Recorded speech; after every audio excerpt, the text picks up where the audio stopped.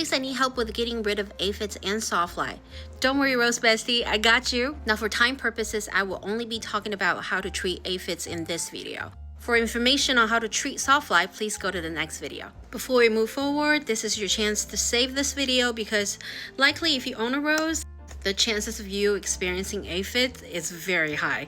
Now, some of you may already know at the beginning of each of my classes, the first thing we're going to learn is how to identify the issue. What I have for you behind me right here is a picture of what common aphids will look like.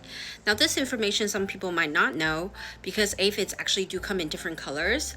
I've had people email and message me about seeing black aphids, brown aphids, green aphids, or some of them look whitish. It's all very, very similar. They're all aphids. They usually all appear to be on the top of each stem, covering the entirety of the rosebud and about 2 to 4 inches underneath each rosebud. I understand these critters are very hard to look at because they're just all congregated together in little dots. If you have trypophobia, I'm really sorry. This is something we'll all have to deal with. The good news is that aphids are honestly more of a cosmetic issue to me because all they really do is that they actually will leave this sticky residue on your leaves. This sticky residue is what we call honeydew. Studies have shown that this sticky residue may or may not lead to curling on the leaves or the possible loss of sap from the rosebud, as well as chances of getting soddy mold. But none of these symptoms can really lead to a serious amount of long-lasting issues for your roses. So in reality, do you really have to get rid of them? The answer will be no. But I do understand that they could be very difficult to look at, so let's go over treatments, okay?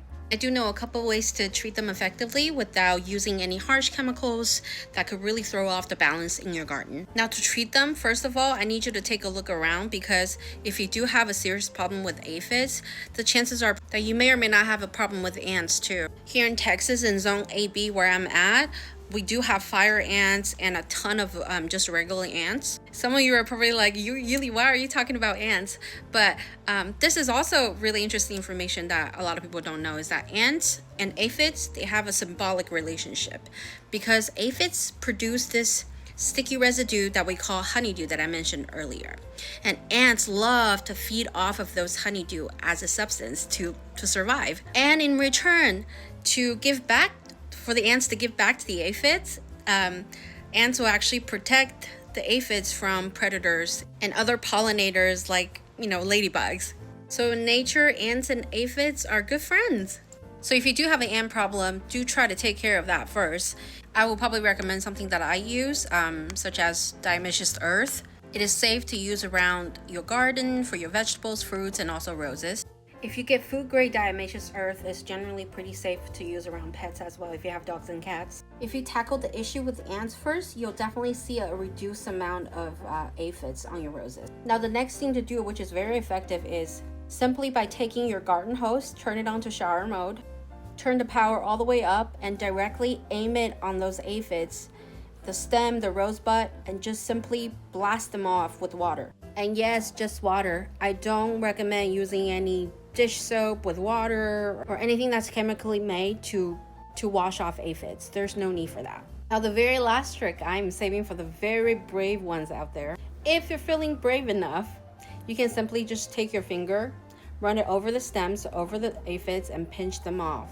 Of course, I know that could be really gross to some people, so that is why I'm saving this one last option for those of you who are feeling very brave. And that is really all you need to do for aphids because they're so different from thrips that will do very little damage to your roses.